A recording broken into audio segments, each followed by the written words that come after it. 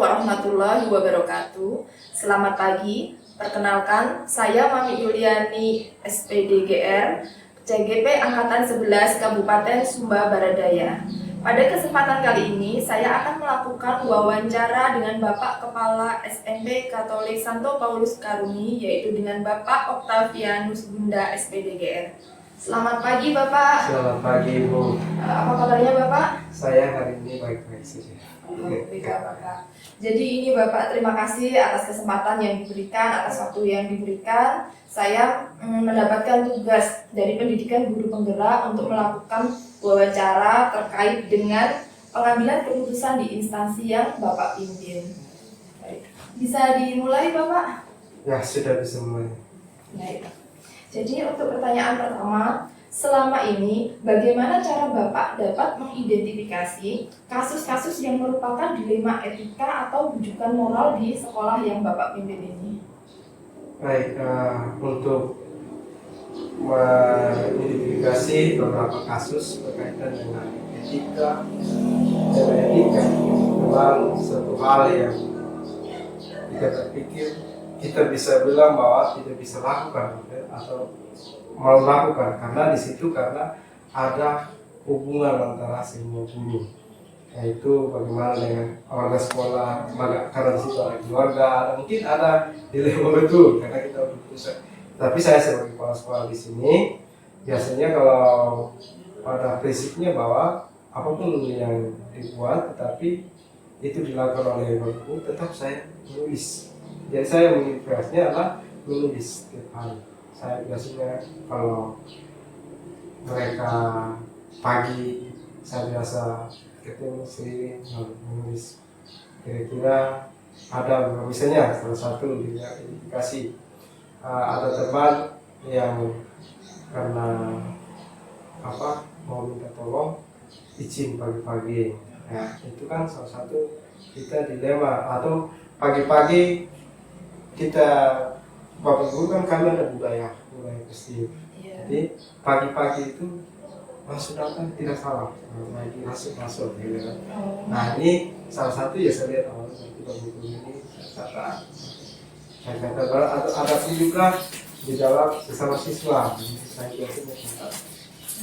Nah itu cara saya sehingga hasil ini itu istilahnya kami briefing di situ kita berbicara tentang beberapa itu cara-cara saya melihat itu. Jadi Bapak melakukan pencatatan terlebih dahulu, kemudian baru Bapak cari solusinya seperti itu. Ya nanti pertama catat dulu, setelah itu secara resmi briefing silakan bagi guru kira-kira atau apa yang menjadi dasar sehingga hal ini seperti dan mereka yang biasa. Lalu saya tanya kira apa yang dibuat gitu.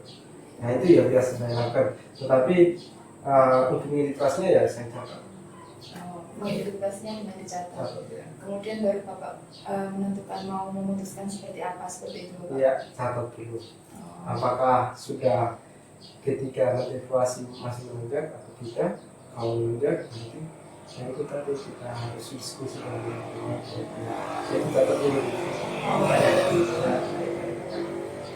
Kemudian yang kedua Bapak, selama ini bagaimana Bapak menjalankan pengambilan keputusan di sekolah Bapak, terutama untuk kasus-kasus di mana ada dua kepentingan yang sama-sama benar atau sama-sama mengandung nilai kebajikan?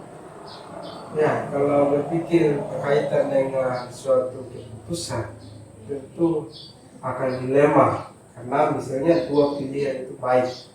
Nah, tentu saya sebagai pemimpin sebelum mengambil keputusan akan sering-sering dengan teman-teman guru.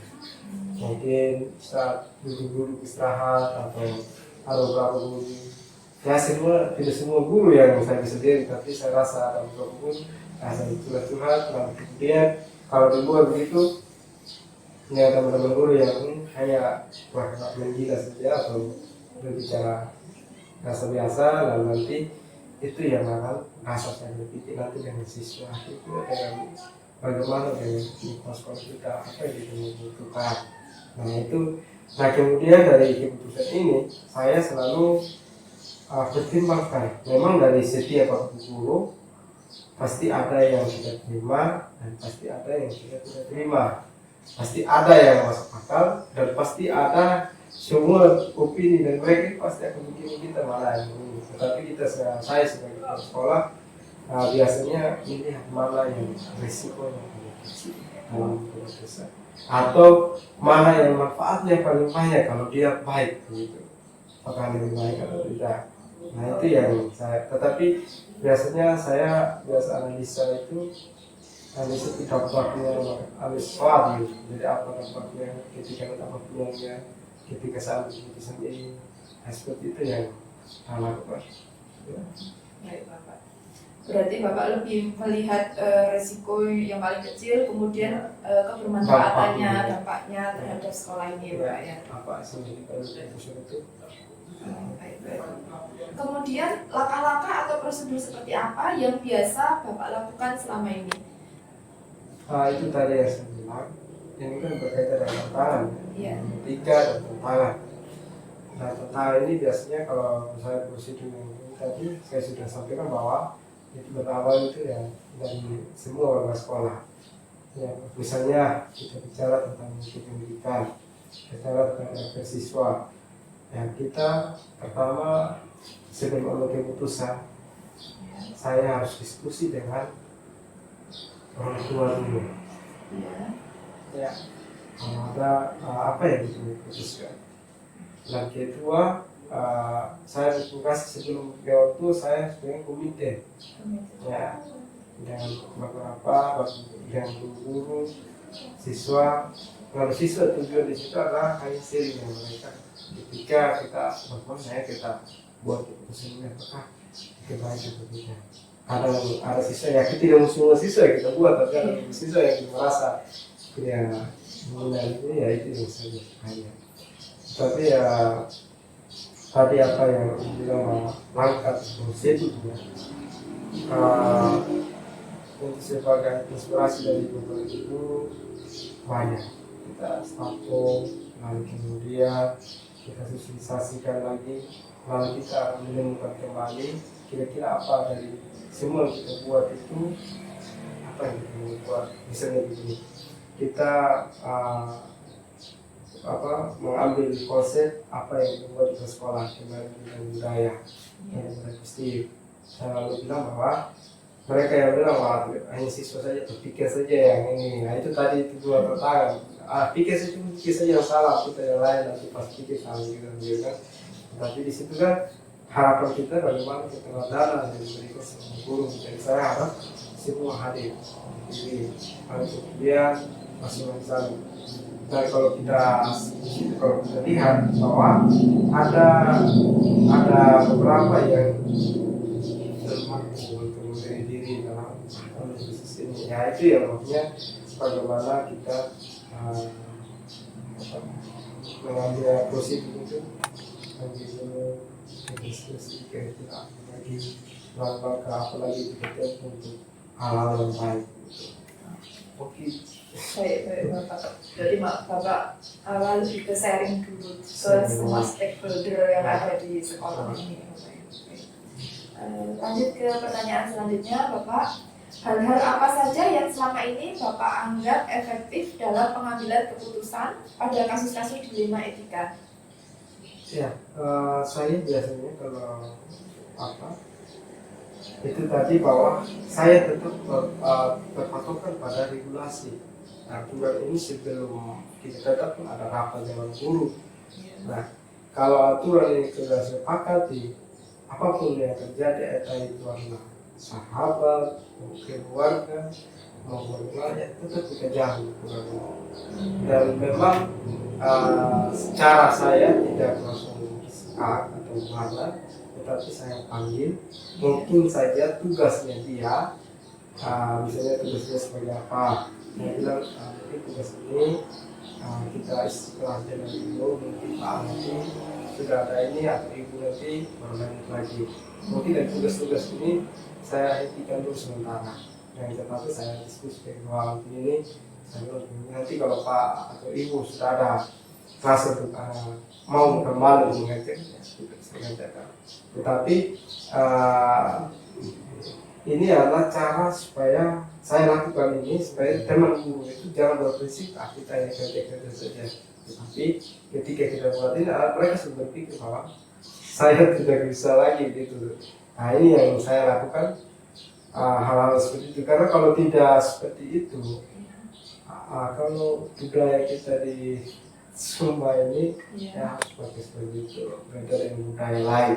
Kalau Sumba itu kan harus itu tidak seperti itu, maka akan ya katakan saja bahwa bilang iya ya iya. Kalau kita sebagai pemimpin tidak tegas ya ambil keputusan berdasarkan kesepakatan bersama berapa ya bilang biasanya buat kesepakatan pertama. Setelah kesempatan pertama disetujui bersama kita dalam rapat, saya itu waktu itu saya libatkan juga yayasan, komite. Setelah itu kalau apapun saya buat sebagai tugas itu 1 semester saja. Cuma 1 semester ini ya nanti. Ya itu visi saya untuk kalau ini saya tidak itu tadi bagaimana untuk memikirkan mereka karena perasaan kalau tidak tetap apa yang kita bersama yang kita sehingga terjadi kekuatan kita untuk bergerak gitu. Jadi memang di awal dilakukan membuat kesepakatan bersama terhadap semua stakeholder yang ada di sini, mulai dari komite, kemudian yayasan, guru-guru semua harus terlibat dulu ya Bapak ya. Baik. Lalu hal apa yang selama ini merupakan tantangan dalam pengambilan keputusan pada kasus-kasus dilema etika? Ya, memang kalau berbicara tentang kita di ada karena di situ ada kekeluargaan, karena kedekatan. Ya, saya banyak sharing dengan teman-teman bahwa mungkin saya sudah lihat di saya sebagai pribadi itu kadang banyak teman itu merasa kalau ini tidak mau lagi dengan saya kerja gitu, karena saya prinsipnya tidak peduli masalahnya. Apakah itu dia sahabat saya, teman saya, tidak peduli bahwa apapun yang terjadi bahwa itu adalah salah, sebenarnya salah. Kalau yang benar ya sebenarnya benar. Dan saya kalau pribadi itu kalau ada keputusan dengan etika, kalau sudah tidak masuk akal sudah bertahan. Ya mungkin banyak teman saya sekarang itu banyak teman yang merasa bahwa mereka saya pindah saja supaya pertemanan kita tetap aman, mereka milih sekolah lain saja. Ya karena saya tadi prinsipnya tidak bisa kalau sudah bilang ini karena kita datang kerja di sekolah, ya itu prinsipnya. Jadi entah itu hubungan kita ada di luar, dari sekolah itu baru keluar tidak ada. Berarti berbasis peraturan ya Bapak ya? Ya Bapak menjunjung tinggi peraturan ya, itu ya? tetap harus itu. Karena maupun seperti apa tidak bisa, karena apalagi kalau biasa dia pun kita goreng lalu kemudian tidak bisa selalu tetap memang ketegasan di situ sebagai pemimpin harus terima risiko ketika dibenci itu pasti akan dibenci karena kita harus tegas seperti itu. Baik Bapak, untuk pertanyaan selanjutnya, apakah Bapak memiliki sebuah jadwal tertentu dalam sebuah penyelesaian kasus dilema etika? Apakah Bapak langsung menyelesaikan di tempat atau memiliki sebuah jadwal untuk menyelesaikan? Bentuk atau prosedur seperti apa yang Bapak jalankan? Nah ya, tadi saya sampaikan bahwa biasanya kan saya aturan, kemudian saya mencatat. Saya catat itu setiap 1 minggu. Saya mencatat, lalu kami setiap hari Senin itu ada evaluasi kecil untuk 1 minggu apa yang kita buat. Nah, dalam 1 minggu ini nanti minggu berikut saya tidak langsung sampaikan ibu ini atau pak guru ini kenapa kemarin tidak. Hanya saya sampaikan beberapa yang kasus saya lihat dan di sekolah itu seperti ini. Menurut bapak guru bagaimana tanggapannya? Kasih apa yang kita mau buat. Nah ini yang pertama. Lalu mereka akan dari situ pengalaman saya mereka akan menjawab ya semua bapak guru pengen yang terbaik juga. Oh ya ini ya itu buat baik. Minggu berikut lagi hal yang sama. Ada yang berubah, ada yang melakukan hal yang sama.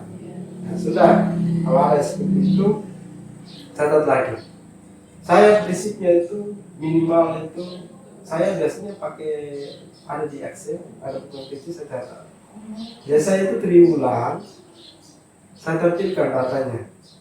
Tampilkan ada. Saya tampilkan saya dalam buku ini, misalnya kehadirannya izinnya berapa kali dalam 3 triwulan kan ada evaluasi wajib. Jadi 3 bulan itu alfanya berapa kali, izinnya berapa kali, sakitnya berapa kali, izin dalam bentuk apa, izin dalam urusan instansi atau izin dalam keluarga.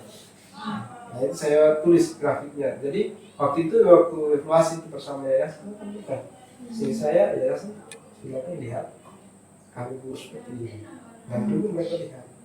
Saya tidak langsung pagi. Memang sebelum saya tampil itu waktu-waktu itu dalam 3 bulan ini saya panggil begini atau saya duduk sendiri dengan mereka atau ada teman-teman saya ketemu begini-begini. Nah itu saja.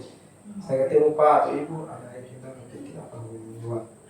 Nah itu saja. Kalau setelah itu hanya omong gitu saja tidak hanya 1 bulan 3 bulan itu baru saya pakai data.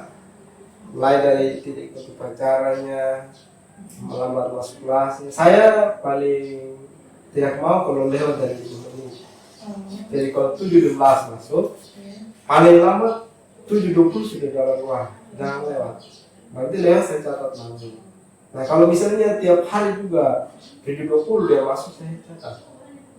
Nah ini nanti itu menjadi dasar evaluasi bahwa saya tidak mengatakan guru kamu salah seperti ini, silakan guru refleksi diri kira-kira dari data ini menurut Bapak Guru dulu waktu setiap hari Senin ada perbaikan, tapi nyatanya datanya seperti ini. Kira-kira apa yang perlu dibuat? Nah itu ya cara-cara saya seperti itu tuh alat data dan cara menangani itu. Pertama, keempat, kedua, lalu diskusi dengan ketiga, tapi kan sudah. Dan terakhir mereka harus memutuskan diri.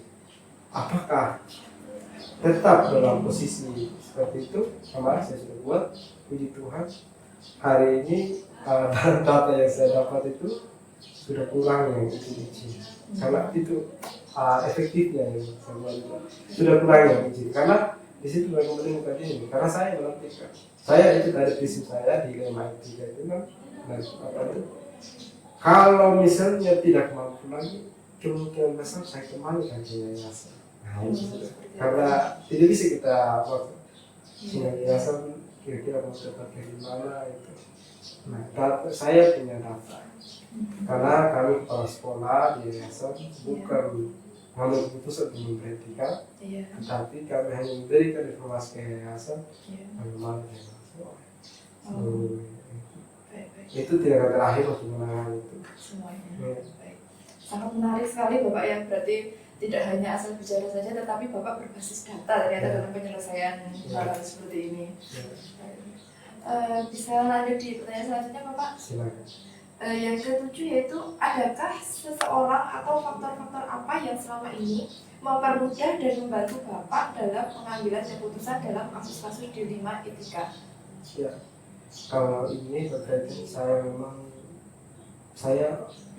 pribadi kadang orangnya seperti emosi terhadap orang misalnya kurikulum.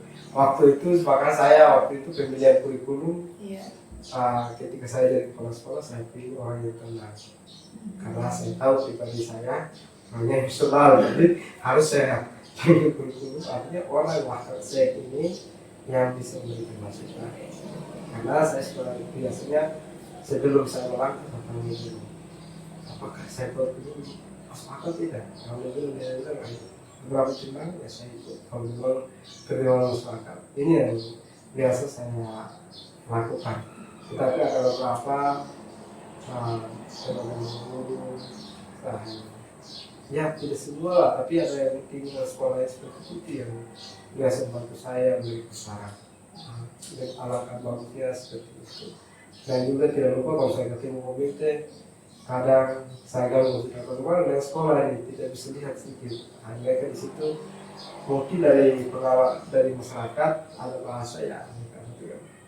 dibuat seperti ini supaya misalnya kemarin kita kan upacara siang karena suasana panas ya, ternyata komite ada yang masukan upacara siang kalau bisa berbuat masing-masing. Nah ini beberapa dari mereka juga kasih saran. Nah kita terima karena benar karena cuaca panas. Begitu. Ya, kalau orang yang bantu. Jadi ada melibatkan beberapa orang juga ya Bapak ya dalam pengambilan keputusan. Kemudian yang ke-8 Bapak, pertanyaan terakhir, dari semua hal yang telah disepakati atau disampaikan, pembelajaran apa yang dapat Bapak petik dari pengalaman Bapak mengambil keputusan dilema etika? Ya, saya sangat pengalaman yang memang ada sedikit ada tidak menyenangkan, ada yang menyenangkan. Pengalaman yang tidak menyenangkan itu ketika kita mengambil keputusan dan itu adalah sahabat juga karena rasa perasaan tidak enak. Tetapi saya sebagai pribadi ketika sudah mengambil keputusan itu saya rasa lega karena hal itu berjalan maksudnya karena maksudnya supaya aturan itu dia berjalan saya harus lakukan dan pengalamannya bagaimana artinya bahwa dengan cara seperti ini Pak Guru tetap semua respon tetap ikut aturan secara pribadi juga ya saya tetap ikut sebelum jam 7 sudah di sini harus saya dulu kalau tidak kan kita diserang balik dulu ke sekolah karena ini evaluasi kan terbuka dia tidak satu arah saya buka saya saja ngomong karena boleh semua memberikan masukan kritik semua kebaikan. Nah saya juga sempat termasuk dikritik misalnya kalau lambat maksudnya banyak itu ya saya terima dan menyadari begitu dan itu yang buat saya senang. Kenapa saya senang itu saya aturan tegas sama-sama tegas dan sama-sama bergerak hanya tetap berjalan dengan roda yang aman tetap berjalan aman karena kita semua saling takut dengan kesepakatan yang kita buat itu yang saya senang karena tidak ada yang mau bergerak sendiri gitu. Baik Bapak, sudah selesai. Terima kasih Bapak atas atas waktu yang diberikan. Sangat memberikan inspirasi saya dalam penyelesaian masalah dilema etika. Mungkin nanti ketika saya kembali di sekolah saya dan menghadapi hal yang sama. Terima kasih Bapak atas waktu yang diberikan.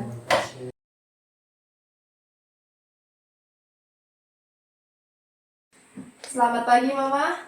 Pagi Bu Mami. Terima kasih untuk waktunya Mama. Bagaimana kabarnya Mama? Puji Tuhan baik, Mama sehat? sehat. Ini baik Mama. Pada kesempatan kali ini saya ada tugas dari Pendidikan Guru Penggerak untuk melakukan wawancara kepada Mama terkait pengambilan keputusan di instansi yang Mama pimpin. Maaf Mama, bisa dimulai?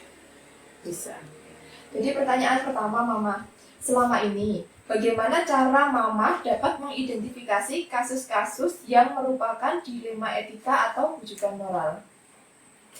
Baik, terima kasih Bu Mami. Jadi bagaimana saya mengidentifikasi kasus-kasus yang selama ini terjadi dalam konsep dilema etika atau rujukan moral, itu yang pertama saya menganalisa dulu itu permasalahannya itu apa dilema etika atau rujukan moral, kemudian merumuskan dan juga bermusyawarah dengan seluruh rekan guru, guru-guru senior, ada kepala-kepala urusan dan rekan guru yang lain, bagaimana solusi untuk kita menyelesaikan permasalahan yang terjadi, yaitu seperti diskusi bersama atau pada saat rapat evaluasi. Jadi kita saling berbagi pikiran bagaimana jalan terbaik untuk permasalahan yang kita hadapi. Seperti itu.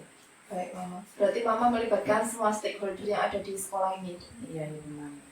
Kemudian untuk yang kedua Mama, selama ini bagaimana Mama menjalankan keputusan di sekolah Mama, terutama untuk kasus-kasus di mana ada dua kepentingan sama-sama benar atau sama-sama mengandung nilai kebajikan. Jadi bagaimana saya menjalankan pengambilan keputusannya? Iya. Jadi saya harus itu seperti tadi ya, menganalisa dulu apakah dia masuk dilema etika atau rujukan moral. Jadi kalau itu sama-sama benar, berarti kita harus memikirkan jangan ada yang dikorbankan. Misalnya kalau peserta didik, ya berarti kita harus mengutamakan kebutuhan peserta didik. Kemudian kalau rujukan moral yaitu benar salah, berarti kita harus memprioritaskan yang benar. Jadi seperti kalau sudah tahu itu hal salah supaya tidak boleh dilakukan, jadi kita harus rapat menentukan bahwa hal ini tidak boleh dilakukan karena salah. Tetapi kalau benar-benar seperti tadi yang Ibu Mamik sampaikan, yaitu dilema etika, berarti kita harus memutuskan bahwa kita harus berpihak kepada peserta didik. Baik, Mama. Terima kasih. Berarti Mama dalam mengambil keputusan dilema etika ini memutuskannya berbasis kepentingan murid seperti itu ya, Mama. Kemudian untuk pertanyaan selanjutnya, Mama, langkah-langkah atau prosedur seperti apa yang biasa Mama lakukan selama ini? Langkah-langkahnya itu yang pertama kita melakukan pertemuan musyawarah, yaitu masalah apa yang terjadi. Jadi kita berapat dengan seluruh guru yang ada di sekolah ini, kemudian kita memutuskan secara bersama-sama mana yang paling terbaik untuk sekolah ini. Jadi tidak bisa saya putuskan secara sepihak karena saya kepala sekolah, tetapi rapat tertinggi adalah rapat Dewan Guru. Jadi kita harus bermusyawarah menentukan mana yang terbaik. Kenapa saya bilang berpihak kepada murid? Karena murid ini di sini adalah mereka yang kita tuntut. Jadi mereka yang kita bimbing sehingga mereka harus diutamakan. Itu yang menjadi fokus atau tujuan utama dari Bapak Pendidikan kita yaitu Ki Hajar Dewantara. Kemudian Mama untuk pertanyaan selanjutnya, hal-hal apa saja yang selama ini Mama anggap efektif dalam pengambilan keputusan pada kasus-kasus dilema etika? Hal-hal yang efektif. Ya, yang efektif.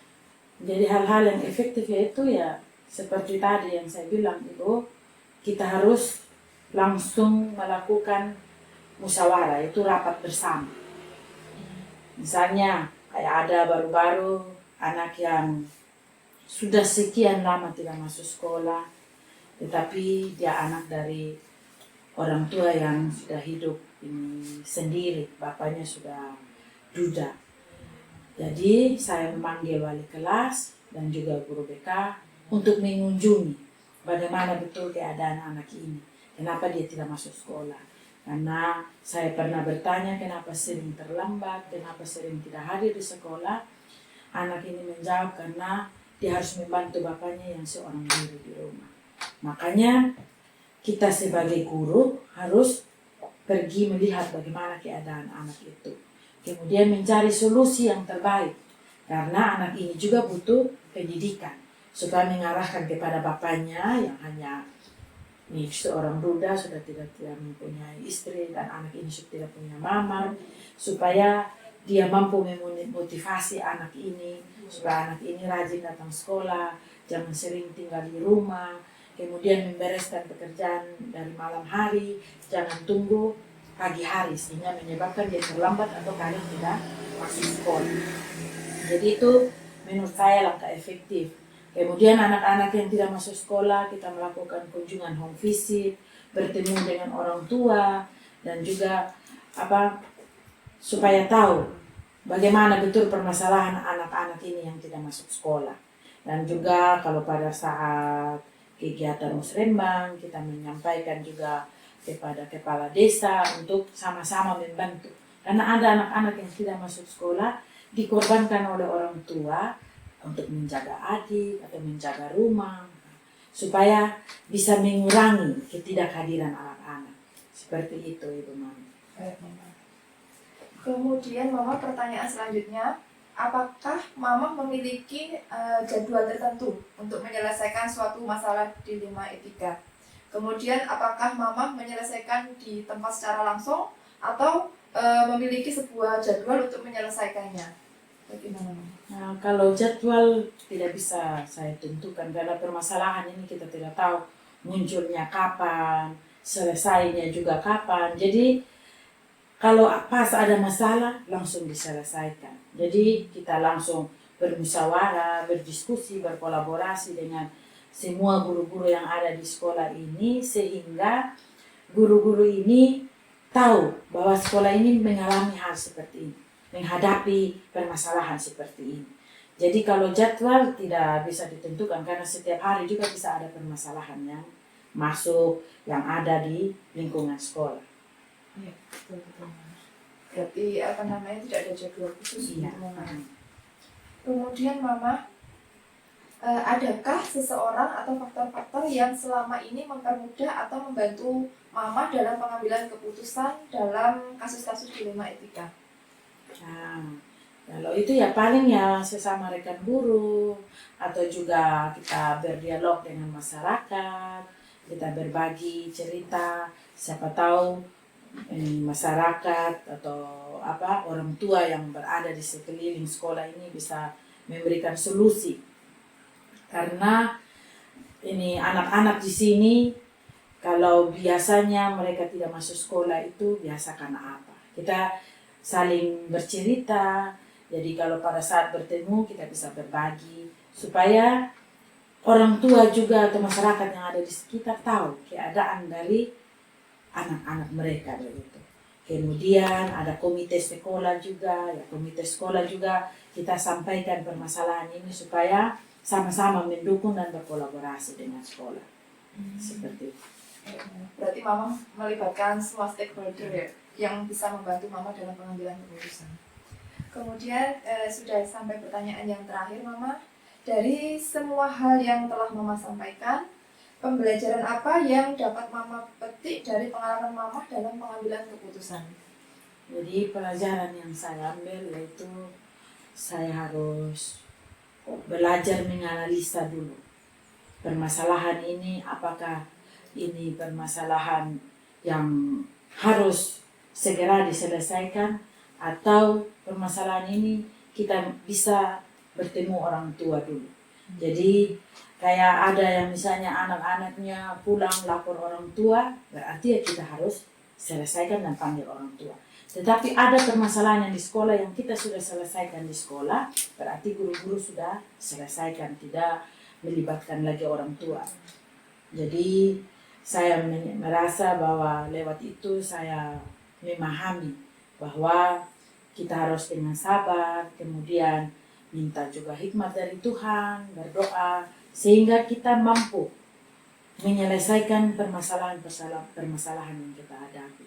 Karena tidak ada permasalahan yang melebihi dari kekuatan kita. Begitu.